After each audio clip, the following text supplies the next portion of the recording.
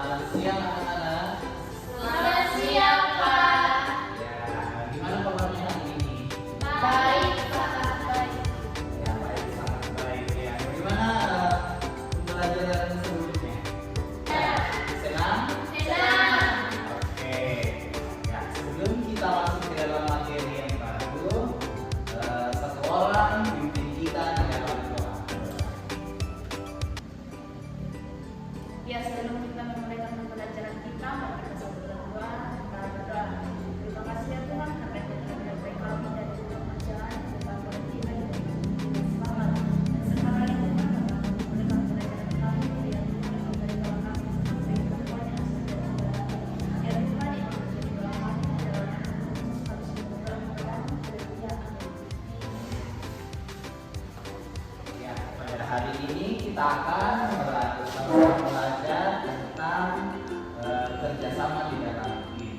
Adapun tujuan pembelajaran kita pada hari ini, yang pertama itu peserta didik atau siswa mampu menjelaskan apa itu definisi dan makna dari kerjasama dalam sebuah tim. Nah, yang kedua, peserta didik mampu mengidentifikasi apa sih manfaat kerjasama dalam tim, dan kalau kita tahu dalam kehidupan nyata itu seperti apa manfaatnya. Nah, yang ketiga, peserta didik mampu mengenali ciri-ciri tim yang efektif dan apa saja hambatan yang mungkin muncul ketika bekerjasama dalam tim. Nah, yang keempat itu peserta didik mampu menerapkan strategi membangun kerjasama yang sehat dan produktif. Ya, dalam pembelajaran kita pada hari ini, Bapak akan kasih kode. Kalau misalnya Bapak bilang selamat pagi, kalian tepuk 1 kali. Kalau siang, tepuk 2 kali, sore 3 kali, dan malam 4 kali. Boleh kita coba? Ya, selamat pagi, selamat siang, selamat malam. Selamat sore, selamat malam. Oke, masih konsentrasi. Ya. Kita masuk pada pengertian atau definisi kerjasama dalam tim. Kerjasama dalam tim adalah proses di mana sekelompok orang yang memiliki karakteristik yang berbeda-beda dan memiliki kemampuan yang berbeda-beda. Ya, mereka saling bekerja sama dalam sinergis untuk mencapai tujuan yang diinginkan. Jadi setiap seseorang itu memiliki latar belakang yang berbeda-beda, karakteristik dan kemampuan yang berbeda-beda. Nah, kalau mereka bekerja sama dalam tim untuk mencari tujuan bersama, mereka harus bekerja sama dengan sinergis. Selanjutnya, manfaat dari efisiensi dan produktivitas. Ya, yang pertama itu dari kerjasama dalam tim. Ya, yang pertama itu meningkatkan efisiensi dan produktif seseorang. Nah, yang kedua, memperluas sudut pandang dan kita akan mendapat banyak ide-ide kalau kita bekerja dalam tim. Nah, yang kedua, menumbuhkan rasa memiliki terhadap tujuan. Ya, kalau kita bekerja sama dalam tim itu, kita pasti akan menentukan tujuan apa yang akan kita tuju. Nah, yang keempat, meningkatkan komunikasi dan keterampilan sosial. Ya, kalau seseorang bekerja sama dalam tim, pastinya itu mereka akan selalu berkomunikasi dan mereka akan bertemu dengan banyak orang. Nah, yang kelima, mendorong untuk saling belajar dan saling mendukung. Sekarang kita masuk pada ciri-ciri yang efektif. Apakah ada yang ingin ditanyakan sebelum kita lanjut ke ciri-ciri? Sudah paham? Sudah. Ya, ciri-ciri yang pertama itu kalau timnya itu efektif, ya, tujuannya itu pasti jelas. Mereka memiliki tujuan yang jelas, untuk mencapai tim yang efektif itu adalah orang yang memiliki tim yang efektif. Yang kedua, peran dan tugas distribusi dengan adil. Artinya setiap orang yang bergabung dalam tim tersebut memiliki peran dan tugas masing-masing. Yang ketiga, komunikasi terbuka dan jujur. Ya, kalau kita bekerja sama dalam tim itu kita harus terbuka dan jujur dengan rekan-rekan tim kita. Ya. Yang keempat, saling menghargai dan saling percaya. Ya, kalau kita bekerja sama dengan dalam satu tim, kita itu harus menghargai pendapat orang lain, harus menghargai dan saling percaya satu sama lain agar tujuan kita itu bisa tercapai. Yang kelima, adanya kepemimpinan yang mendukung. Ya. Selanjutnya kita akan masuk dalam peran dalam tim. Yang pertama itu pemimpin. Ya. Kalau pemimpin itu bisa kita bilang juga kedua ya. Perannya itu mengarahkan atau menyatukan tim. Ya. Pemimpin itu memiliki peran penting agar timnya itu bekerja sama dengan baik. Yang kedua, pelaksanaan. Ya, pelaksanaannya itu kita menyelesaikan tugas sesuai dengan teknis atau jenis yang kita tentukan. Ya. Yang ketiga itu pemikiran yang kreatif. Seseorang yang bekerja dalam satu tim pastinya akan menelurkan ide-ide apa yang akan mereka lakukan dalam mencapai tujuan tersebut. Nah, yang keempat itu penghubung ya. Kalau misalnya dalam satu tim itu pasti ada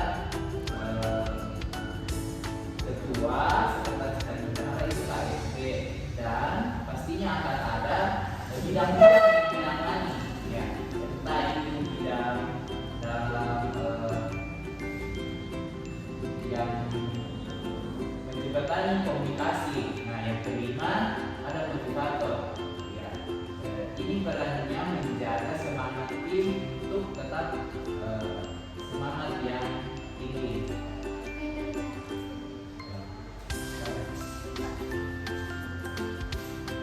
Ya, sekarang kita akan masuk pada penunjang keberhasilan tim.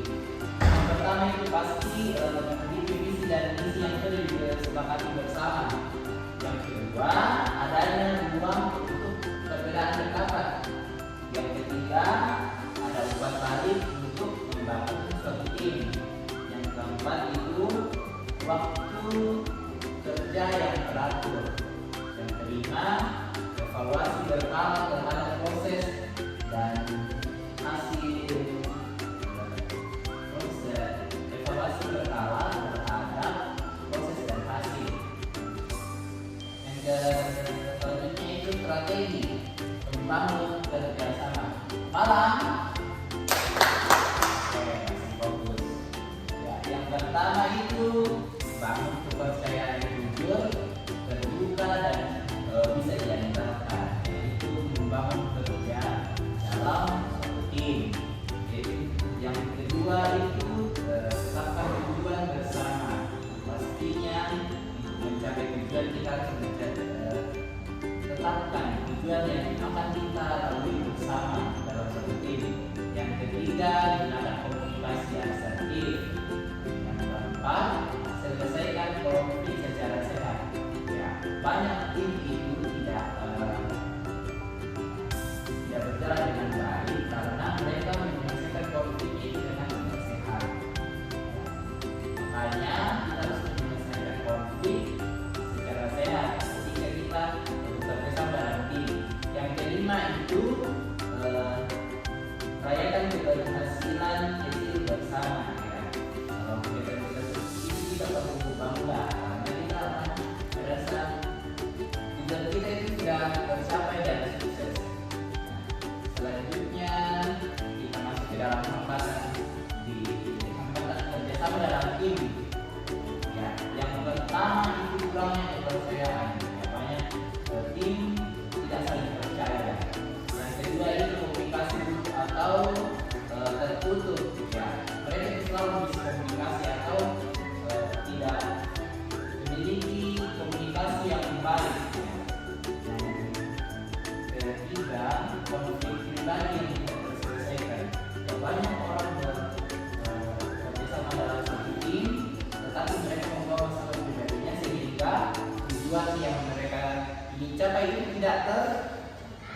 mencapai. Nah, yang keempat, sikap pasif atau dominasi yang berlebihan.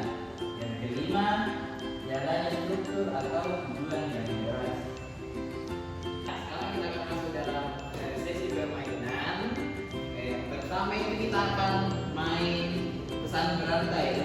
Nah, dari pesan berantai ini bertujuan untuk melatih keterampilan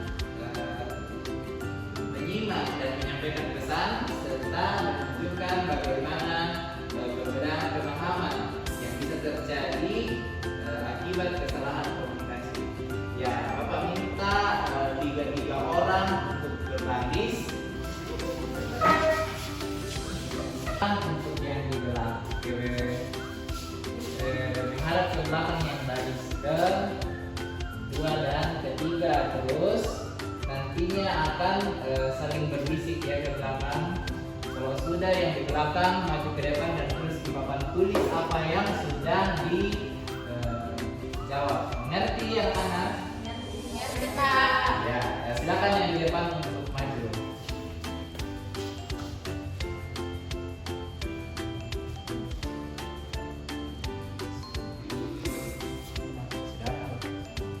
Oke, silakan. 1, 2, 3.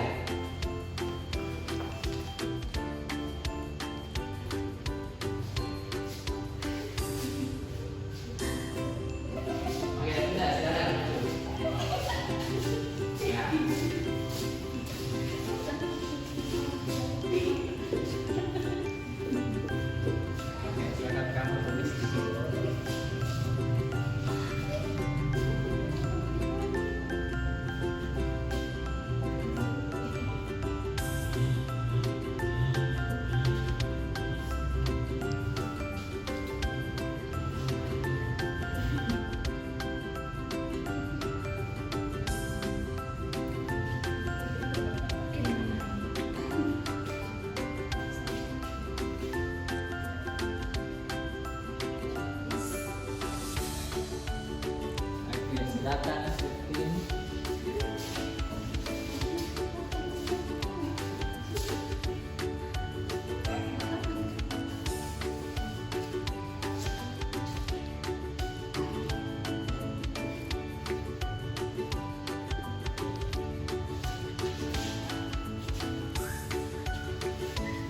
Oke, yang benar itu kelapa diparut, kepala digaruk. Jadi yang benar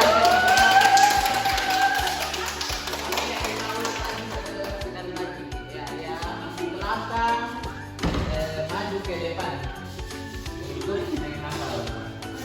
Yang bilang benar.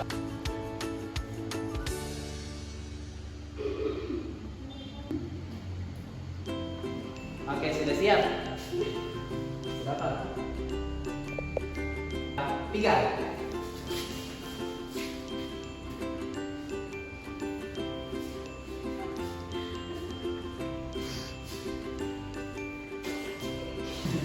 Ayo, cepat.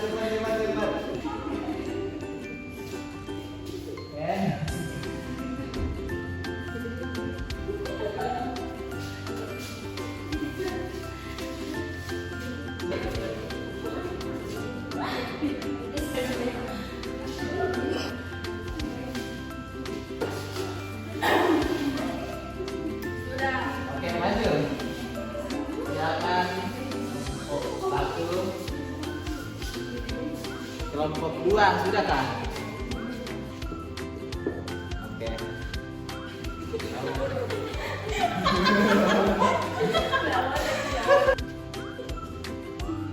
Kelompok 2 keledai makan di warung. Dari kelompok 1 keledai makan di keledai di kedai. Ya, jawaban yang benar itu keledai makan kedelai di kedai.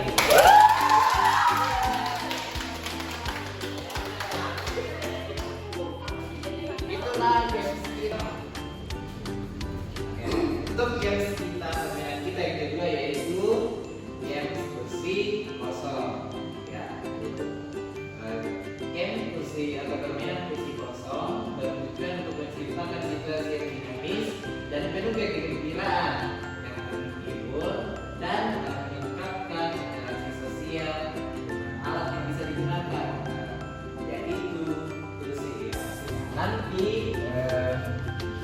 cara mainnya dalam permainan ini yaitu nanti anak-anak akan berputar mengelilingi sambil menyanyi potong bebek angsa. Tahu juga lagunya? Ya, potong bebek angsa. Dan kalau bapak bilang stop, langsung duduk di kursi yang ini. Mengerti? Mengerti? Oke, ya, nanti akan berkeliling menyanyi potong bebek angsa sambil bertepuk tangan. Lagi cepat. Stop. Oke, silakan. Yang kedua itu Nafri. Ya, silakan keluarkan kursinya satu. Oke, lebih semangat lagi ya penyanyinya. Ya. 1, 2, 3.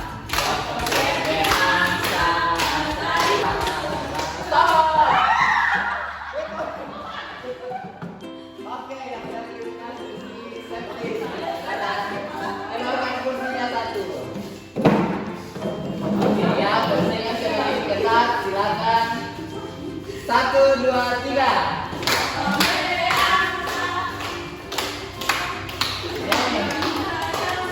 Stop. Oke, kita keluar. Oke, silakan. 1, 2, 3. Nyanyi. Stop. Oke, jalankan satu kursinya. Oke, 1. Ya, 1, 2, 3. Nyanyi. Stop. Oke, ya, tunggu semua di sini. Oke, itulah permainan kita pada hari ini. Bagaimana anak-anak? Seru? Dalam kesimpulan, ya, kerjasama dalam tim adalah kerjasama yang sangat penting dalam mencapai tujuan bersama, meningkatkan produktif dan membangun hubungan yang baik antar anggota. Ya, kerjasama dengan tim yang efektif dapat memberikan kita banyak keuntungan bagi lingkungan kerja, termasuk meningkatkan efisiensi, memperluas kemampuan dan meningkatkan kepuasan kerja. Ya, itu saja materi kita pada hari ini. Saya ucapkan terima kasih. Ya, silakan mengikuti kelas kita. Silakan safety berdoa untuk menutup kelas kita.